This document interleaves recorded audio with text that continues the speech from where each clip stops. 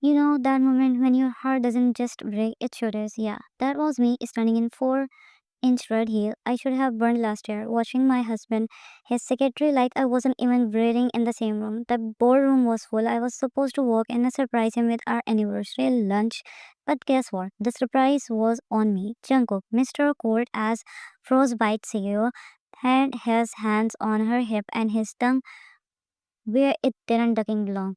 Min Sohei, his new assistant, pretty petite poison. Everything about her screamed, "Don't trust me," but Jungkook hired her anyway, said she was efficient, detail oriented. Apparently, her mouth was too. I stood there holding a tray of overpriced Thai food and 300 sticky notes with a dumb thing like, "Eat something, you workaholic." God, I wanted to slap myself. He didn't even flinch, didn't jump, just looked at me like I barged into some meeting I wasn't invited to. "Happy anniversary to me," I muttered, dropping the food on the marble table like it was a nuclear waste. His dark eyes flagged up. "You read?" "Nope, just cold."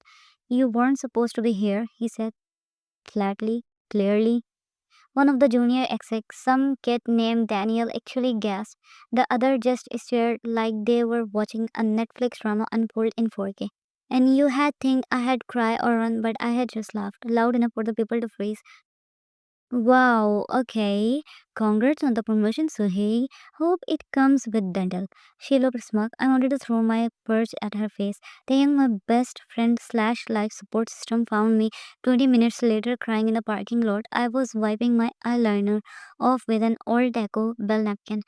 He slid into the passenger seat of my car like he owned the place. Who do I fight? No one yet. He glanced out at my feet, still wearing those evil red heels, huh? I kicked them off with a hiss. They were supposed to be sexy, now they are trauma shoes. Tim pulled a flash out of his jacket for emergencies. "This qualifies. Come on, you little vixen. We are getting drink. My treat, and no, you are not texting that." I didn't, but I wanted to. I wasn't supposed to, so he had leverage, real dangerous leverage. 3 months ago, I found out the company was hacked. My late brother researched the stuff that got him killed was stolen. Someone sold it onto the black market. I traced the lake to Sohei.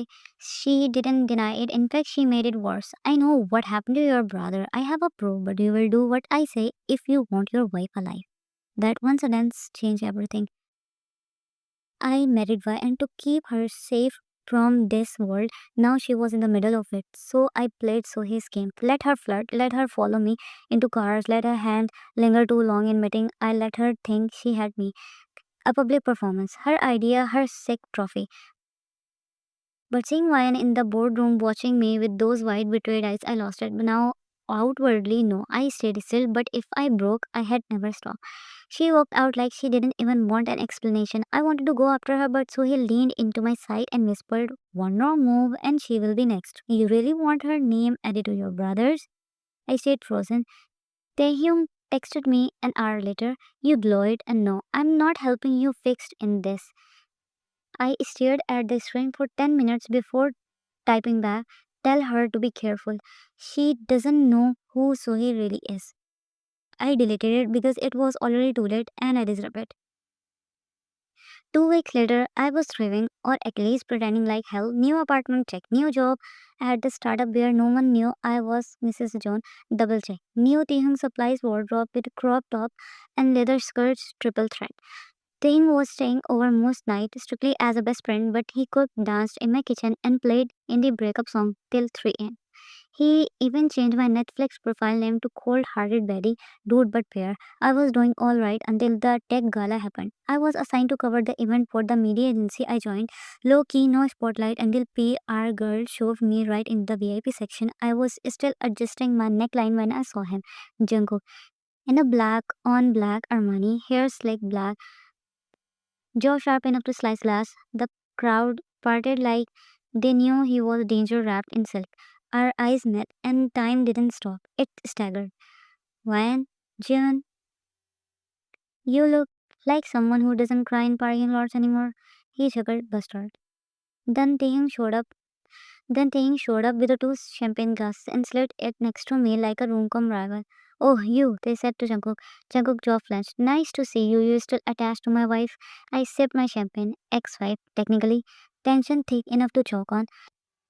Before I could defuse the testosterone grenade, the power cut out. Total blackout. Someone screamed, then a single gunshot. Scream erupted, table flipped, security lights flickered to life. People were pushing, running, high heels, scraping against marble, phone cluttering.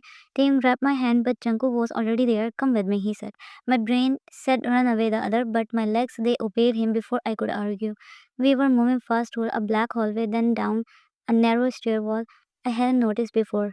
My heart was hammering, and not just because of the gun. I didn't hesitate. I grabbed her hand and ran. Security protocol led us straight to the panic room. Only problem, the door locked from inside, and we were stuck. Just me, Ryan, and airs of unsaid things. You got 5 minutes before I claw your eyes out. She snapped. Made it four. I deserve it. She was pacing, tight dress, heels clicking, wrist radiating. I dug her. Oh, I said, no shit, Sherlock, but she blackmailed me. Then that stopped her. She is not just secretary, she is a part of the same network that killed my brother. She has been spying on me for months, and when she found out you were digging into company reports, she my jaw clenched. I know something was off. I just didn't know it was that deep. I distanced myself to protect you, but I failed. You think hurting me was protecting me? She whispered. I thought making you hate me would keep you alive. She stepped closer, her lip quivered. You idiot. Then she, hard like she wanted to erase time, pain, and everything. My hands were in her hair, hers were in my suit, and duck. We burned. Then metal clicked. The panic room keypad blinked red. A voice came through the speaker. So hey, cute reunion, she said. Too bad it's also your cage. She had access to the room. Of course she did. You are not dying tonight, her voice oozed. But I needed you both to know I still own this game. And Jungkook, next time you try to play a hero, don't forget who holds the leash. She cut the comb. Why look at me? She really thinks you are her toy. She's not wrong, but I'm done playing. A bit of silence, then why and cool as ever. Cool, but next time maybe a warn a girl before making out in a death chamber. I actually laughed until the lights flickered again. This wasn't over, not even close.